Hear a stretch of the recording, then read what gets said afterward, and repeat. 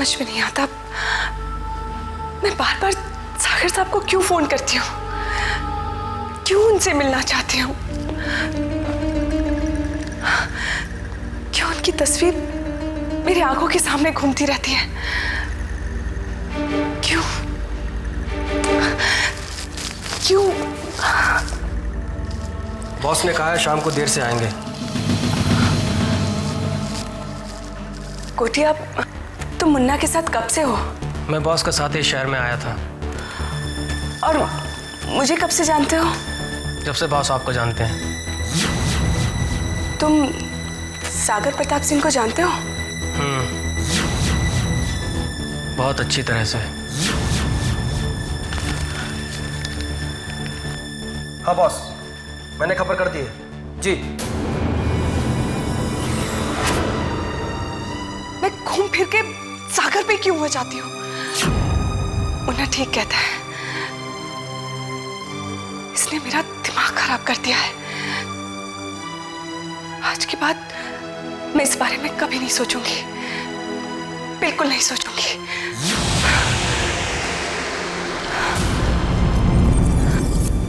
मैंने कंपनी के बाकी शेयर्स भी बेचने के लिए कहा है, लेकिन इसके बाद हमारे पास कुछ नहीं बचेगा। हम जानते हैं शर्मा जी, जानते हैं। क्या हुआ भैया? प्रणव, सब कुछ इधर उधर से समेट कर शेयर्स बेचकर 30 करोड़ रुपए इकट्ठा हुआ। 20 करोड़ का और बंदोबस्त करना है। भैया माँ कह रही थी उन्होंने फूफा जी को ब्लैंक चेक दिया है। उनके बैंक में जो कुछ भी है उसे आप निकाल लें। लेकिन फूफा जी ने तो कोई चेक दिया ही नहीं। यही तो बात है ना भैया, फूफा जी के दिल में क्या है ये पता ही नहीं चलता। प्रणव, इतना गुस्सा मत करो। हम फूफा जी से पूछ लेते हैं, शायद वो भूल गए हों। कमाल है, जिन पैसों को लेकर टेंशन है फूफा जी वही भूल गए। बट पैसों का इंतजाम हुआ क्या? भाई मुझे तो बहुत टेंशन हो रही है। क्यों मजाक कर रहे हैं आप फूफा जी? देखा किस तरह बात कर रहा है, बात करने का तरीका बदल गया, इसका तमीज ही नहीं रही बिल्कुल। फूफा जी प्लीज प्लीज, ऐसे माहौल में भी आप लोग ऐसी बातें कैसे कर लेते हैं? बात किसने शुरू की, मैंने या इसने? अरे फूफा जी प्लीज, आप नहीं जानते हैं, इतनी बड़ी रकम है, उसको लेकर इतनी टेंशन चल रही है। इतना पैसा इकट्ठा करना कोई मजाक नहीं है फूफा जी।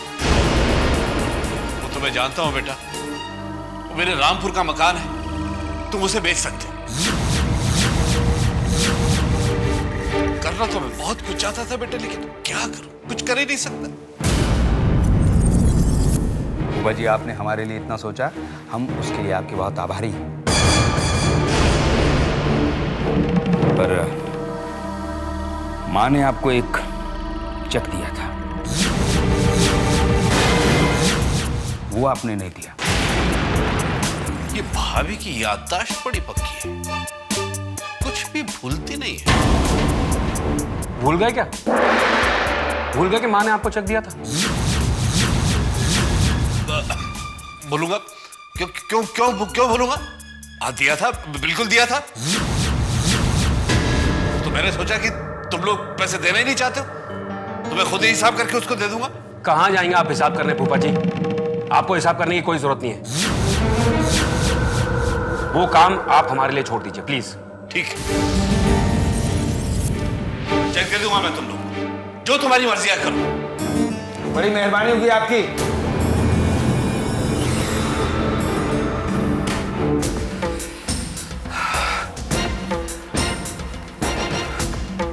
किट्टू कहाँ गई होगी?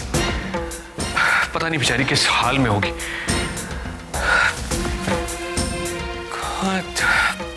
कहाँ ढूंढूं मैं उसे, किससे पूछूं, कैसे पता करूं उसका? हाँ, मैं फोन करता हूं।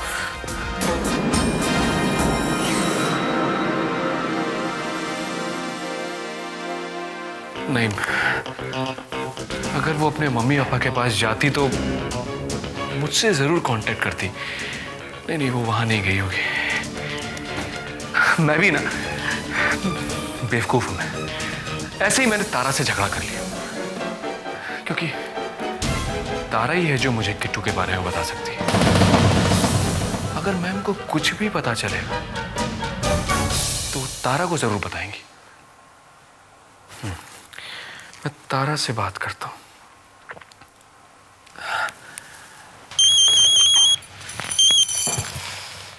हेलो। हेलो तारा, मैं मनदीप बोल रहा हूँ। कैसी हो? अपन ठीक है मन्नू बाबू, तुम सुनाओ। नाराज तो तुम थे। देखो तारा, प्लीज माफ करना मुझे। अब तूने बात ही ऐसी की थी तो मुझे गुस्सा आ गया ना। और तुम जरा सोचो कि मेरा प्रणव से क्या लेना देना है। हाँ?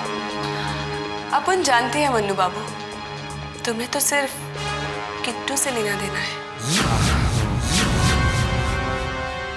शायद हाँ।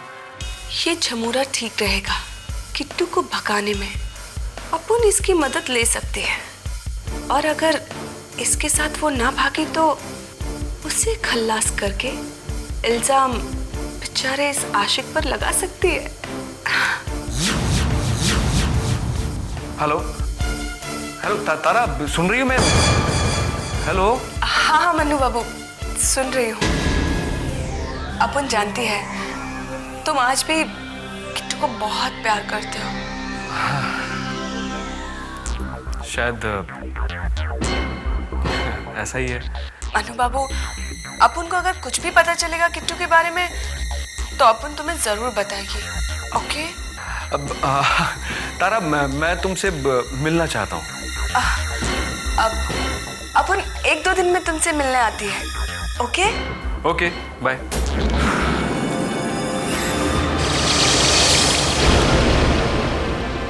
आती है मन्नू बाबू, आती है। अपन तुम दोनों को ऐसा मिलाएगी कि कभी कोई आशिक माशूक नहीं मिला होगा।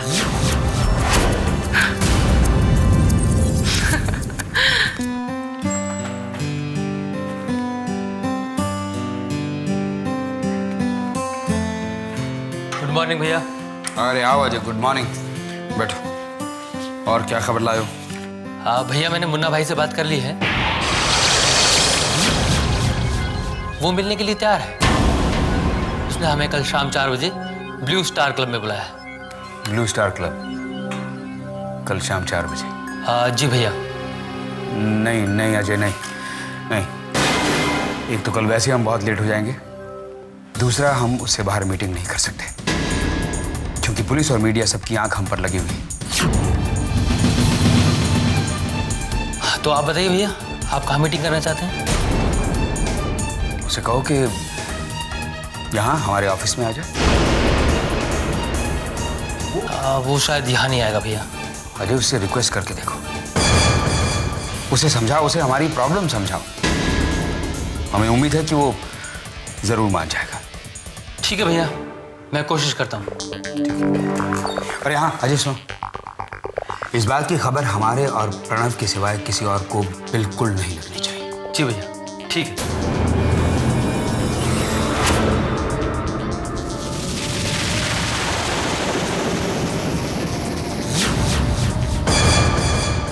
मैंने सारी बात बता दी। अब सोचो ये कि तारा ने सागर भैया को क्यों फोन किया और वो कहना क्या चाहती है।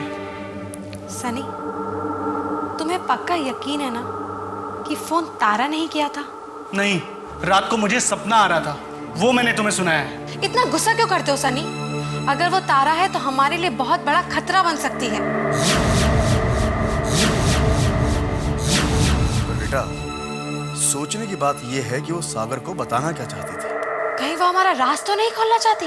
अगर वो हमारा राज खोलेगी तो खुद भी तो पकड़ी जाएगी। सनी, फिर हमारा क्या होगा? हम तो सबकी नजरों में गिर जाएंगे।